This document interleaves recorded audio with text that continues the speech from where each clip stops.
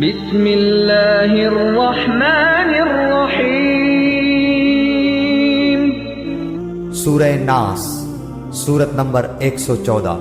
شروع کرتا ہوں اللہ تعالیٰ کے نام سے جو بڑا مہربان نہایت رحم والا ہے۔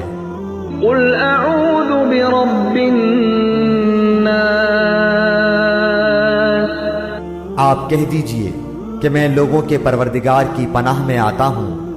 پچھلی سورت کا حاشیہ نمبر 1 ملاحظہ فرمائیے۔ ملک الناس،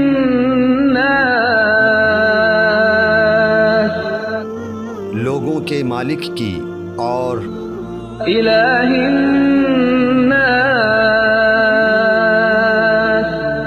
لوگوں کے معبود کی پناہ میں۔ مطلب یہ ہے کہ اللہ تعالیٰ کی پناہ مانگتا ہوں جو سب کا پروردگار بھی ہے، صحیح معنوں میں سب کا بادشاہ بھی اور سب کا معبود حقیقی بھی۔ من شر الوسواس الخناس، وسوسہ ڈالنے والے پیچھے ہٹ جانے والے کے شر سے۔ ایک مستند حدیث میں حضور نبی کریم صلی اللہ علیہ وسلم کا یہ ارشاد منقول ہے کہ جو بچہ بھی پیدا ہوتا ہے اس کے دل پر وسوسہ ڈالنے والا شیطان مسلط ہو جاتا ہے۔ جب وہ ہوش میں آ کر اللہ تعالیٰ کا ذکر کرتا ہے تو یہ وسوسہ ڈالنے والا پیچھے کو دبک جاتا ہے، اور جب وہ غافل ہوتا ہے تو دوبارہ آ کر وسوسے ڈالتا ہے۔ الذي يوسوس في صدور الناس، جو لوگوں کے سینوں میں وسوسہ ڈالتا ہے، من الجنة والناس،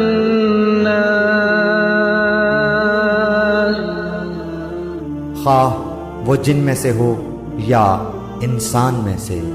قرآن کریم نے سورہ انعام میں بتایا ہے کہ شیطان جنات میں سے بھی ہوتے ہیں اور انسانوں میں سے بھی۔ البتہ شیطان جو جنات میں سے ہے وہ نظر نہیں آتا اور دلوں میں وسوسے ڈالتا ہے، لیکن انسانوں میں سے جو شیطان ہوتے ہیں وہ نظر آتے ہیں، اور ان کی باتیں ایسی ہوتی ہیں کہ انہیں سن کر انسان کے دل میں طرح طرح کے برے خیالات اور وسوسے آ جاتے ہیں۔ اس لیے اس آیت کریمہ میں دونوں قسم کے وسوسہ ڈالنے والوں سے پناہ مانگی گئی ہے۔ ان آیتوں میں اگرچہ شیطان کے وسوسہ ڈالنے کی طاقت کا ذکر فرمایا گیا ہے، لیکن اللہ تعالیٰ کی پناہ مانگنے کی تلقین کر کے یہ بھی واضح فرما دیا گیا ہے کہ اللہ تعالیٰ کی پناہ مانگنے اور اس کا ذکر کرنے سے وہ پیچھے ہٹ جاتا ہے۔ نیز سورہ نساء میں فرمایا گیا ہے کہ اس کی چالیں کمزور ہیں اور اس میں اتنی طاقت نہیں ہے کہ وہ انسان کو گناہ پر مجبور کر سکے۔ سورہ ابراہیم میں خود اس کا یہ اعتراف اللہ تعالیٰ نے نقل فرمایا ہے کہ مجھے انسانوں پر کوئی اقتدار حاصل نہیں ہے۔ یہ تو انسان کی ایک آزمائش ہے کہ وہ انسان کو بہکانے کی کوشش کرتا ہے، لیکن جو بندہ اس کے بہکائے میں آنے سے انکار کر کے اللہ تعالیٰ کی پناہ مانگ لے تو شیطان اس کا کچھ بھی نہیں بگاڑ سکتا۔ قرآن کریم کا آغاز سورہ فاتحہ سے ہوا تھا، جس میں اللہ تعالیٰ کی حمد و ثنا کے بعد اللہ تعالیٰ ہی سے سیدھے راستے کی ہدایت کی دعا کی گئی ہے، اور اختتام سورہ ناس پر ہوا ہے جس میں شیطان کے شر سے پناہ مانگی گئی ہے، کیونکہ سیدھے راستے پر چلنے میں اس کے شر سے جو رکاوٹ پیدا ہو سکتی تھی اسے دور کرنے کا طریقہ بتایا گیا ہے۔